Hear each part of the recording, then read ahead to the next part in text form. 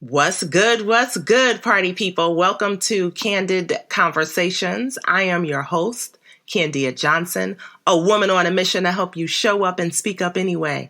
Despite dealing with self-doubt, uncertainty, or fear, your girl is here to get your mind and your story right so you can design a career and life you love. You know, if there are two things the pandemic forced us all to do, it doesn't matter where you're located in the world. It forced you to pause, and then it forced you to get on video, whether you like it or not. You gonna Zoom today or use GoToMeeting, Google Hangouts, whatever your video drug of choice is, you were forced to use it. So when I was planning the content for season 2 of Candid Conversations, I knew I wanted to talk about developing on-camera confidence. And I couldn't think of anyone better to interview than Xayli Barclay, a sales and marketing coach. She's also a video coach. And today we're going to talk about getting over your fear of being on video. We're going to talk about some things that we often overthink or over prepare for when it comes to getting on video. We talk about her journey into becoming a video coach and some of her insecurities. And we also talk about the surprising way she became a Thinkific expert. Now, Thinkific is one of the most popular software platforms that you can use to create, market, sell, and deliver online courses. And so, although I use Kajabi, I always recommend Thinkific as the next best thing, or just another alternative platform, more cost-friendly platform that you could use. And it's all because I came across, or I participated in a online conference that Xayli was hosting. And so she's been an incredible resource for the platform. And that's how I learned about her awesomeness and dopeness. And I'm super excited for you to listen to this episode. So y'all listen and hit me up on Twitter, Instagram, or Facebook, and let me know what you think. Well, party people. I am super hype about having Miss Xayli Barclay on the podcast today. Welcome, my dear. Thank you for having me, Candy. I'm excited to talk to you and just dive into some things. I enjoy your podcast, so I'm excited. So here's the thing. Yeah, y'all know I like real talk, okay? Now, I first came across Xayli because she was hosting, she's actually a Thinkific expert. And so she was hosting the summit that they have. What is it called? Think in Color? Think in Color, yeah. Think in Color. It's awesome. So make sure you guys stay tuned every year. And Xayli is usually the host, and I love it. But so here's the thing, though. Xayli claims she's an introvert, y'all. She claims she's a wallflower. And let me just tell you, let me just warn y'all right now, okay? This girl looks like she's been on the camera since she came out the womb. I don't know if she's been trained by Beyonce or Barack Obama, but today we're going to get the tea on where she gets this energy and charisma that she brings to the camera. So before we get the deets, I want to give you a moment to just talk a little bit about yourself and what you do and what gives you life these days or brings you joy. Yeah. I don't know. I'll start with what brings me joy. Okay. And for me, that is, especially this year, just being open to learning and, being open to the journey and the long game. That's really bringing me joy. Just taking the pressure off of myself and the things, the expectations and all these things, and just saying, hey, this is a learning journey and I'm here to go along with it and, just feel my way through things. So I'm allowing that to be my joy lately. But hello, guys. I am Xayli Barclay. I am a video content creation coach. I really specialize in sales and marketing and also helping you to create a video product. That is what I really enjoy. I love seeing women light up on camera when they get over the fear of what others are going to think about them, when they get over the fear of the tech of video, because that's what we help people through. And yeah, just getting women comfortable on camera so that some men too, but I love the women, so that they can make more money in the online space. A lot of us, we want to make more money. We want to really impact other people, and we're afraid to really get on and share our expertise. So that's what I love doing. And I do that through the Start, Shoot, Grow Video Academy. So. Okay. So I love it. I love it. Now, what were you doing before you became a video coach? Like, what was the aha moment? Because I think this is like your space, your thing. And although it looks like you've been doing this forever and a day, what I also love about your YouTube channels and hanging out with you sometimes on Friday nights is that you're very transparent about your journey and saying that you started different things and just giving yourself permission to start something new. So what made you decide like this was a good fit for you? It's been such a journey. I started, oh my gosh, like I could go on and on about where I first started and how many things I tried until I really committed to something. But I love style, fashion, design. And so I started in that space of beauty blogging and, sharing what I'm wearing and, what color lipstick this is. And then I just realized that one thing that people really loved is that my translation on camera. So being able to break things down into simple steps and really teach people how to do things that seemed impossible. And when I started finding my stride, I realized that I wanted to give this gift to other women. So that's where this really came from. And just going on and developing and, starting to get brand partnerships and sponsorships and all of that stuff based on video content, but also in this space of software and tech where we feel like things are so complicated. So me taking that gift of being able to break things down and think in a linear format. I'm Trinidadian, so I just said think in a linear format, but yes, think in a linear format. That allowed me to help teach other people how they can easily accomplish the things that seemed so huge on camera. Wow. So you've just been open to a process of I guess, letting really your interactions with people kind of guide you into this amazing space and the amazing academy that you have right now. That's what it sounds like to me. Yeah. Really just being open to listening and then getting to a point where I chose something. And I chose the thing that warmed my heart the most, like seeing other women get comfortable on camera is really exciting for me. And seeing women increase their income through, getting on camera more and developing a relationship with their audience and all those things. Like, that's really why I stuck to this. Like, so how did you know, at what point did you know that this could be something like a business that would give you return on investment, and it could be, something that you could really charge for? Because I know sometimes we think, oh, no one will ever pay me that amount that I could live off of. When did you get to that point? The questions first started coming in like, Xayli, how do I do this? How did you get that done? How do you do this? And so it first started with obviously the visual of it, because that's what people can see. But then it started to develop into, oh my gosh, you're so comfortable and confident. And it's so easy for you to sell, which was something that I was petrified of in the past, right? I was petrified of selling, first of all, and petrified of selling on camera. Girl, no. But now it's like, I do it so effortlessly because I really love my products and I love the outcome for other people. So it came to a point where I would share things and then I would see people implement them, and then they were able to accomplish something, whether it's a new client, whether it's selling out a course, whatever it was. I realized, oh no, I got to keep going with this thing, like just leveling up all of the time. And so, my first course really started with the visual of it all. And then I fell in love with the process of helping people understand how to connect with the person on the other side of the camera to sell their products and services. And that has been a game changer. So so let's backtrack a bit. Okay. Cause we need to tackle this fear of selling on camera. What is the mindset that you had to get past and the methods that you had to put into play to get here? So many things. Number one, not everyone is your ideal customer, right? So a lot of times we don't want to get on camera because we're afraid of what people might say and, things like that. And usually that could be that you are not speaking to the right people.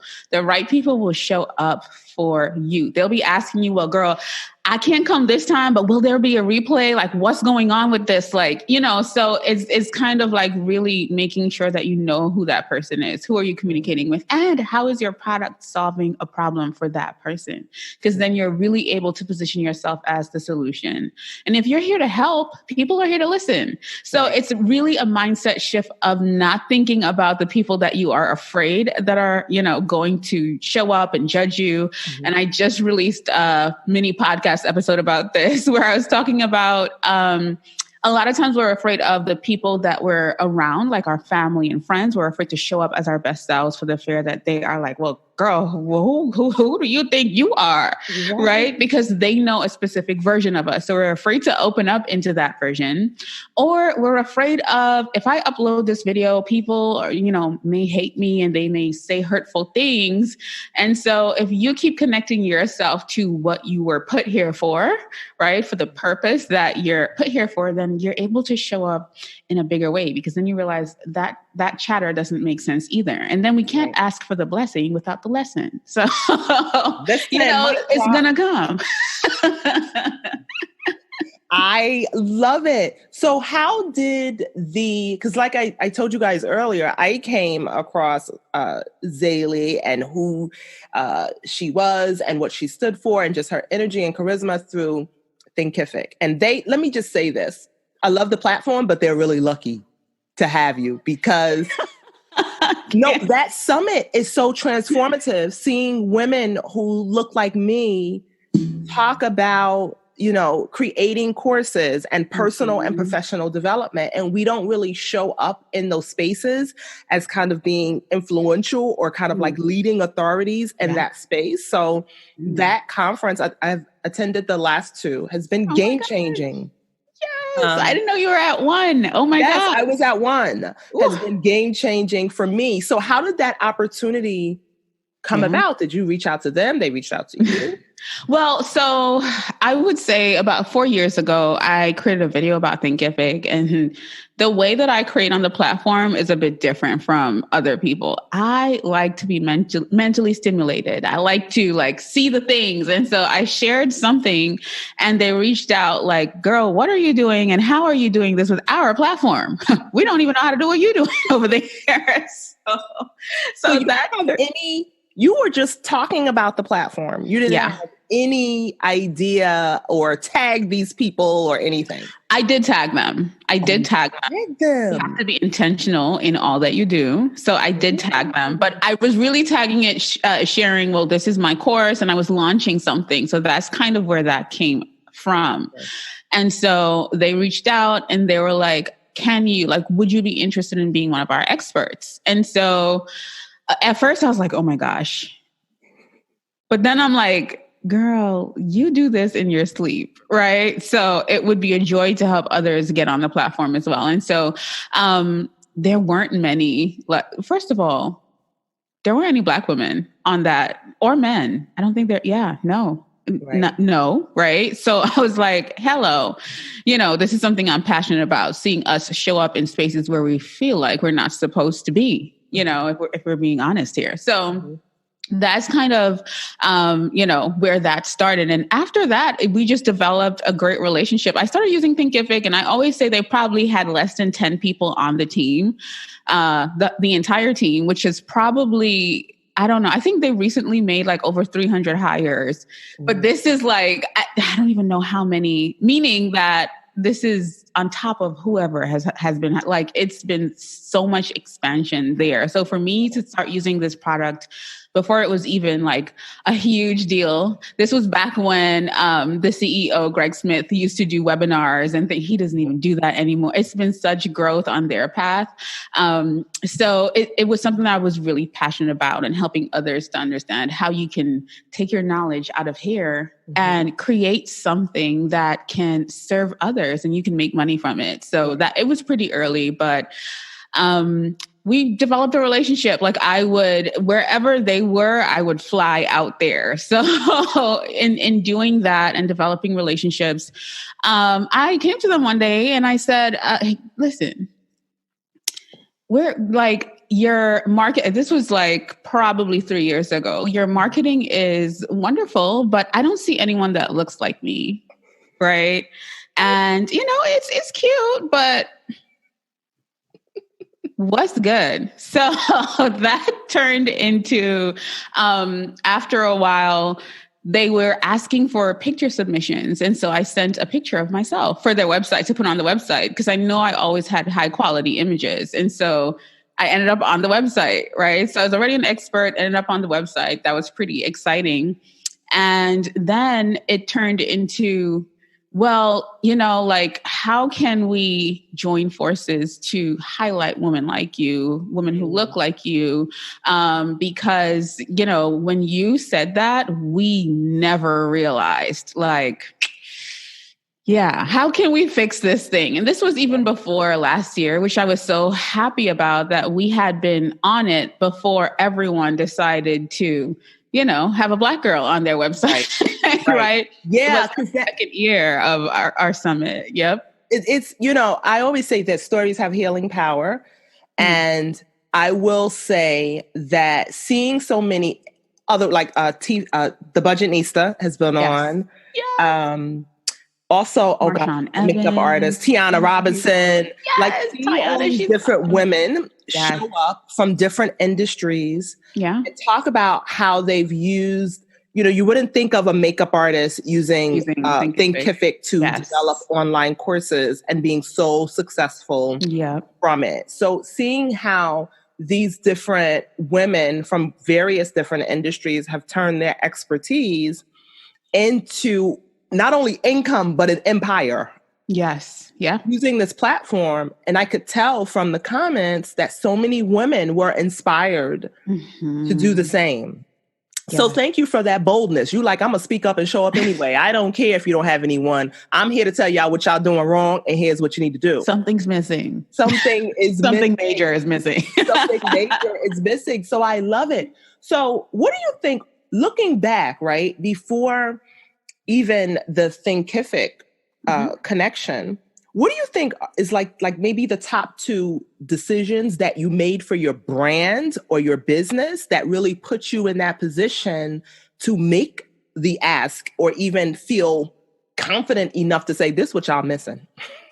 Yeah. I would say one thing was I was really focused on community and the people that were actually, following what I was doing, enrolling in my courses, being in my Facebook group, like things like that. Because when I brought it, I had something to bring to the table. And I knew that other women felt this way, but they probably were either too afraid to talk about it or probably felt like we don't need, a platform to show up and share us so that we feel validated. And that can get me into trouble sometimes because although, there is we don't need anyone else, there's also we are here and we are as smart as, we are as beautiful as, we are as girl, almost, if not, like we're here. We are here. We are part of this thing. We are as knowledgeable. We are the growing, first of all, gosh, I always mix that line up where the statistics of us being entrepreneurs, like, you get what I'm saying? Fastest group. Yes, the fastest growing group. Yes. And, for me, the fight was, even though we are the fastest growing group, we hit ceilings. And so, yes, we're fast growing, but what happens after that metric? Right. Does that 70% push through, or even 50% of that 70%? So yes, we're starting, but are we growing and thriving, right, at the same rate or level as the people who, are at all the summits, on all the marketing, that's great for them, but we're here too. So really just deciding that, even though I know people feel like, we can do it on our own as a people, the world is our oyster still. Right. So you made community building, which you do a heck of a job. You really made community building a priority. Yeah. Okay. I believe in that. I really believe in community because, we're nothing without our community. Right. So really doubling down on that. And also it's crazy because so many people will tell you so many people tell me all the time, like, Xayli, I saw you on the website and I decided to use Thinkific. So also being responsible for what I share with my community. So being that I have such a deep relationship with that team and, all of that, I know I'm sharing something from good people, and that is very important to me. So I know that Thinkific as a company, or even their core values, is so, in, I don't know, communication with, or in sync with moving forward into the future, respecting people, things like that. So that's a huge thing for me as well. Yeah, that's awesome. So I know that you serve mainly women. Mm-hmm. Right. And I'm sure you would agree that mainly women, we definitely struggle, because you talked about that a few minutes ago, with self-promotion and what people think. Yeah. And right about now, listen, we're all in a come to Jesus moment, because video, we are forced to deal with it whether we like it or not. Even if you're not an entrepreneur. Yeah. You are forced now. Right. You're in a Zoom meeting. You're to play in these to play in these Zoom spaces. Now, and I'm sure you'll probably agree, I do believe I've seen now that video is probably one of the best ways to, even find a new network or strengthen your current one.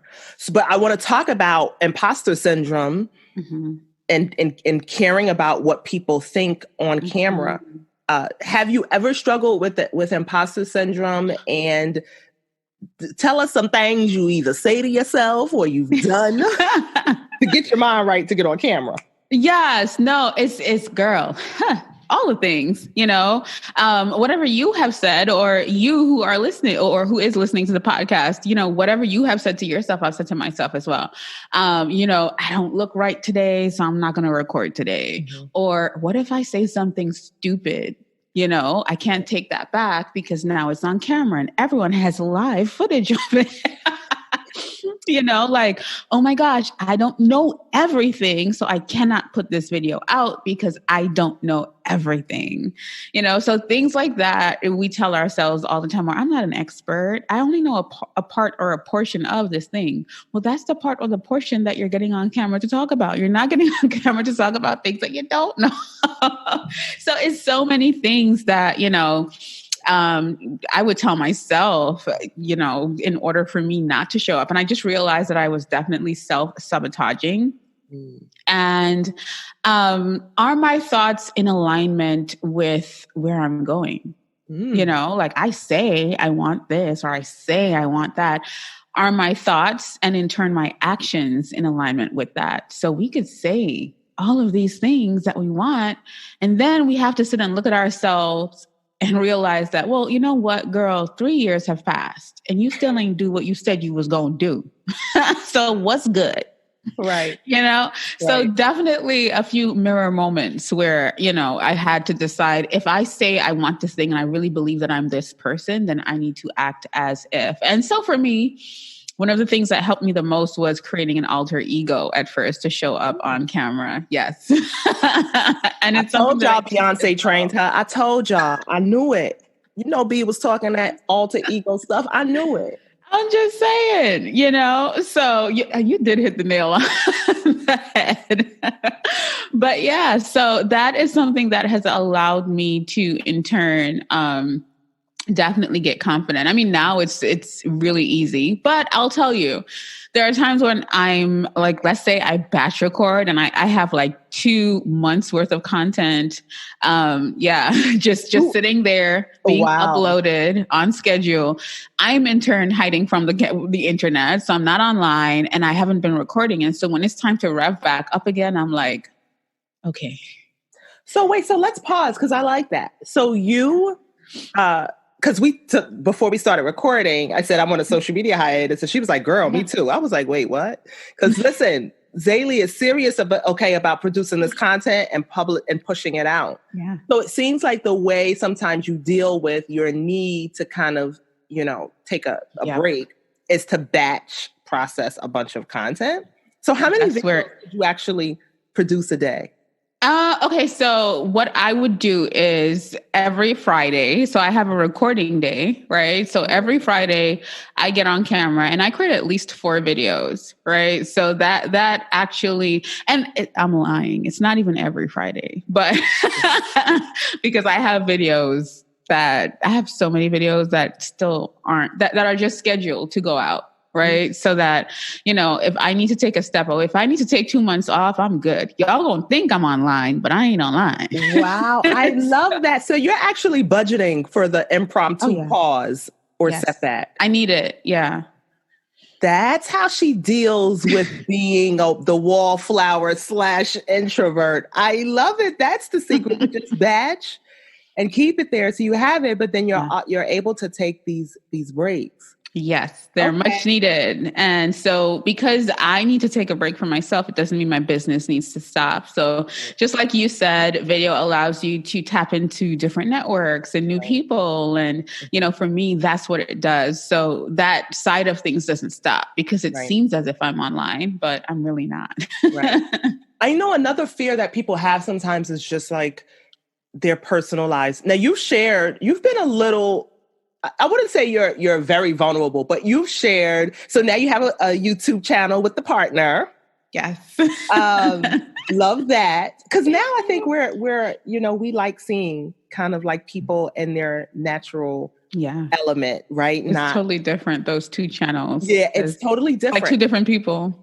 2 different people, but it still feeds the same spirit, I think. It does, yeah. And what other pieces of vulnerability have you decided to share on camera? Yeah, you know what, for me, that has always been a thing. I've always been, if I can't, like, if I've gotten over this, I want to save somebody else's, life or thought process around this thing. And so for me, mental health is really important. Body, like, being able to, take care of yourself in the right way, or, eat the right things to feed your body. Or even for me growing up, I always fluctuated with my weight. So things like that are so core to my brand because there are things that I would never let go or never, like, I'm always on a journey for health and wellness. I've lost a few people in my family to cancer. So that's really, important to me. So for me, transparency, definitely I remember, a few years ago, I shared on my old beauty channel, I shared about, what do you call it? Oh my gosh. Candy. I'm like, I can't remember the word. It's your pigment body. I can't remember the word. However, having darker, because, women of color have darker spots on their bodies than, we just do. It's just part of hyperpigmentation, girl. Whew. All right. Thank God. Just have a little patience with yourself. We're going to keep showing up. Let's go. Exactly. So I shared about hyperpigmentation and my insecurities around it and how I had gotten over those insecurities of having, darker underarms in between your thighs. And that video went viral because so many women of color felt the same way. And as a matter of fact, other women were like, well, I'm not a woman of color, but I go through this too. So things like that, it allows me to help other people. If I'm helping other people, I'll put myself out there. And that has always been helpful for me because I feel like when we go through things, we can definitely help somebody else learn. When I jumped off a ledge and moved to Dallas, I decided in 30 days and I was like, I'm leaving New York and I'm moving to Dallas. I shared it. And so people still hit me up and say, I moved to Dallas because of you. And I'm like, what? Wow. So when we are in your experience, right? When you are at the point when you want to put yourself out there, what is it, especially on video, on camera, right? Whether it's you want to grow a business or just become recognized as an authority or just share your story so that you can help someone. What do you think that women, because it's mainly women for me, what do you think that we overthink? We overthink the backlash. We ask for $1 million, but then we tell God, but God, I want everybody to like me when I have this million. And I don't want any complaints from any of my customers when I have this million. I want everything to be so buttery and smooth. I just want this million. And it does not happen like that. You're going to, as you grow, as you step up, as you elevate, you are going to have things that, come up and you're going to have to learn how to deal with them. So as women, I feel like we think about the backlash. We think before we even release the video, we think about all the things that people are going to say about us, and they don't even come through with half the things. That's just you, boo. That's you telling yourself things that that you shouldn't, frankly, be saying to yourself at all, because you won't say it to somebody else. Right. So it's so funny. I seen this quote on Instagram and it said, when you start thinking things in your head about or start assuming, say to yourself, who told you that? And it's so true. Not a single person. It's you against you in that mirror telling yourself that these people don't like you. These people ain't thinking about you. Girl, they don't even care about you, okay? They over there worried about themselves. Right. You get what I'm saying? So it's like sometimes I have to catch myself and be like, girl, she don't even know who you are. Like, what you... That's so funny. Then why do we do this to ourselves? These are things that we do. And I think even just being able to have that conversation for me, like, I know I'll be having to tell myself, shut up a few times. Like, ain't nobody, no. Yeah, because I be like, Candia, we're not doing this today, girl. We're going to get your mind all the way together because, Candia, we're not doing this today. Yes. Yeah. And one of the things that I often encourage people to do is learn how to have a better conversation with yourself. Mm-hmm. There's no better conversation than a conversation. Ongoing work, like. Yeah, that's today. I'll be like, girl, you got this. And tomorrow I'll be like, girl, like, what are you doing? You still in bed? What are you doing? Right. Right. So let's say.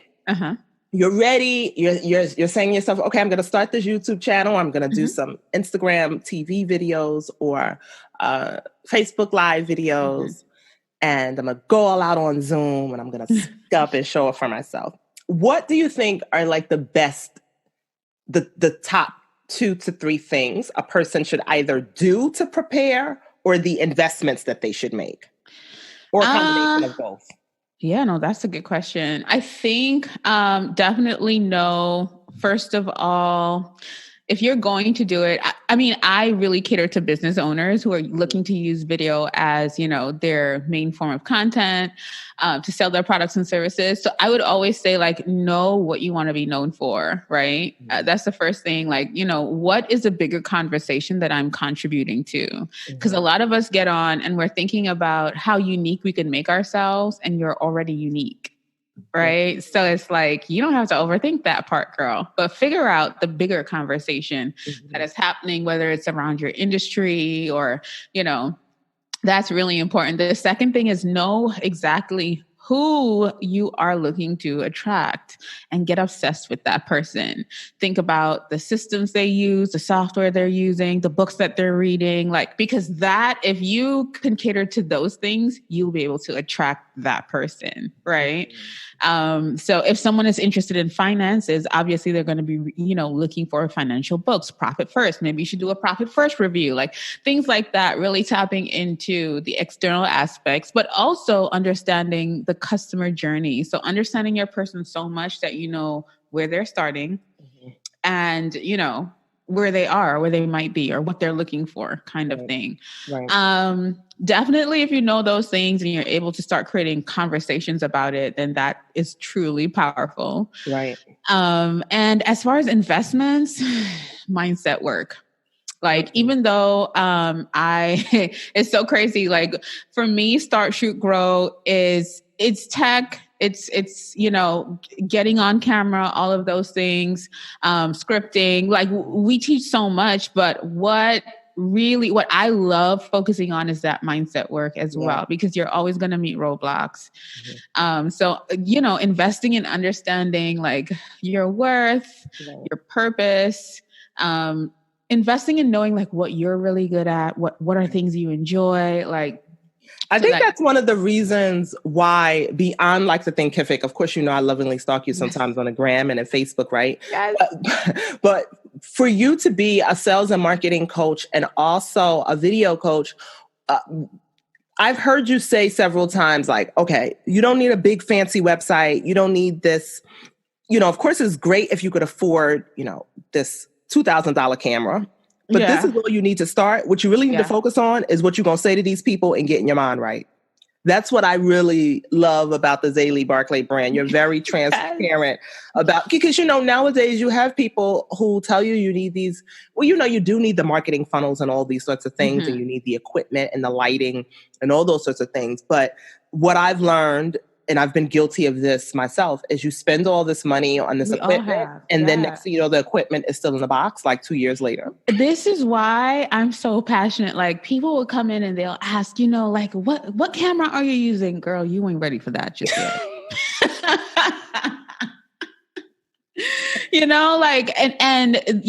Some people get upset and they're like, well, Xayli, what, like, why are you saying that? I have had people spend thousands of dollars and they still ain't made a video.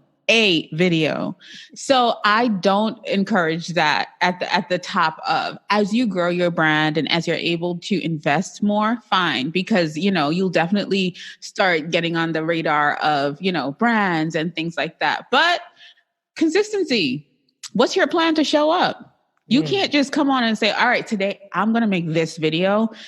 And then we ain't see you until 2022, when you decide new year, new resolutions. All right, we're going to do this. Have a plan. Like think about what you're going to do. You get what I'm saying? And then you can start, investing as you move along, but it shouldn't be your first investment. And I learned that the hard way. Right. Love it. So let's talk about, I know you talk about you batch process a lot of your videos or batch create your videos, but let's talk about your daily routine. How are you, we're in a crazy state of the world right now, right? So how do you manage your distractions? What's your routine like in the mornings? Are you an early morning person, late morning? I am a mid-morning person. Okay. No, thank you for that. Because people always think that, listen, y'all, Xayli is crazy consistent, okay, with publishing content. So I had to delve into her methods today. And I'm very pleased to hear that you're saying I'm a mid-morning person, because a lot of people, think like, oh, because I don't get up early in the morning, I'm not good enough, or that I'm not going to be a slacker. So and that's something that I struggled, especially being from the Caribbean and having Caribbean parents. Girl, if you roll out of bed, sometimes they're looking at you like, what you think you're doing? so waking up early, and I do it in I'll wake up early sometimes, but if I don't wake up early, I won't. I'm not mad at myself if I wake up at 9:00. Right.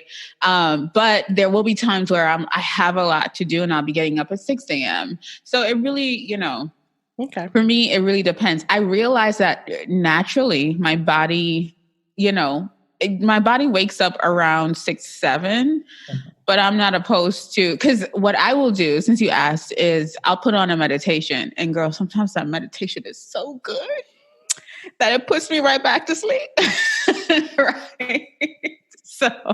So I'll wake up and I'll put a meditation on. Sometimes I'll fall back asleep. And sometimes that sleep I get from meditating is even better than the sleep I have for the whole night.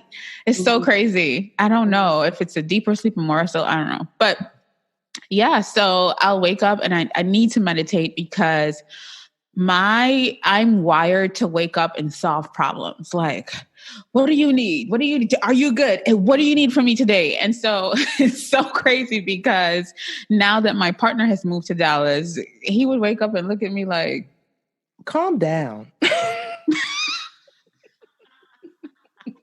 Don't you hate when somebody notices you're crazy and they call you out on it? And so, I had to really realize like nothing is going anywhere. Nothing is on fire. And, right.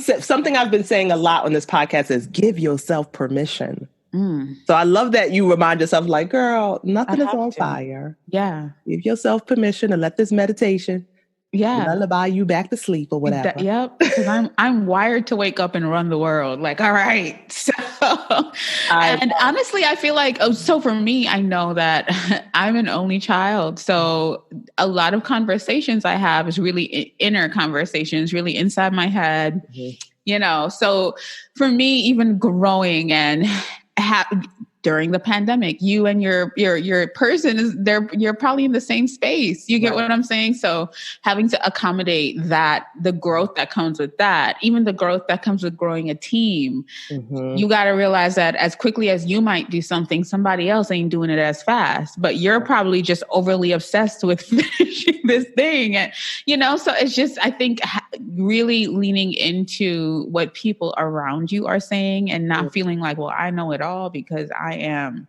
right. That's definite. I don't know. Right. That is definitely, but that's a good level of self-awareness to be. Yes. Right. Yeah. Because sometimes we don't, I always say this, sometimes you need someone to help you see outside of yourself. You can't do that. And so it's such a beautiful thing when you could receive, that sort of feedback from someone else, like, okay, so you're making a big deal of it and you don't have anything to do. Now I'm going to bring this right back to square one for you. That's why people are afraid of video content. The self-awareness involved in producing video. That is definitely an aha moment. You are right. Just the whole self-awareness piece. Yeah. Like I don't want to allow anyone else to speak into my life or to tell me like, what shirt are you wearing? Or, like, oh, that's not the way that goes. But that's what you have to get used to. You have to open up to the fact that people look at things differently. People perceive things differently. People take things in differently. And you won't be able to get out there and perform on purpose. Right. You can't accept that. Yeah. Right.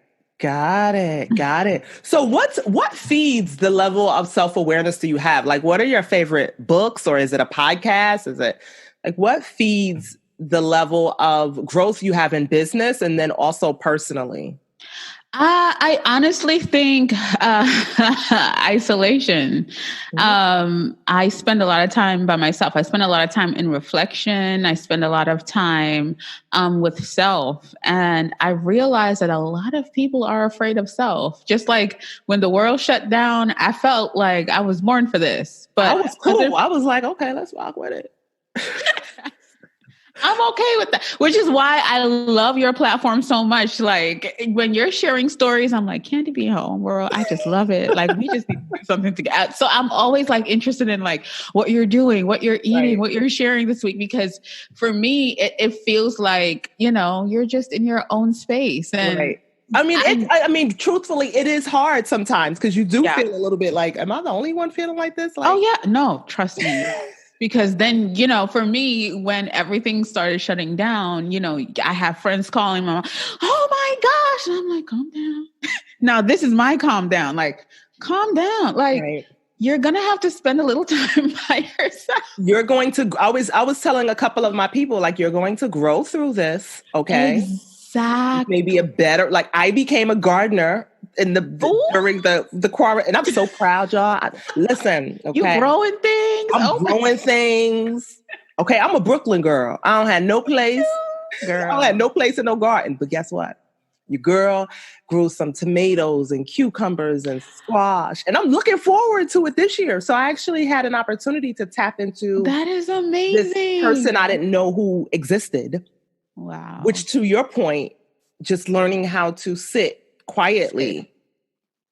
That is really, like, for me, when I left Brooklyn and I moved to Dallas, I did it in such a hurry. And when I sat down in my new space in Dallas, I was like, oh shit, what did I just do?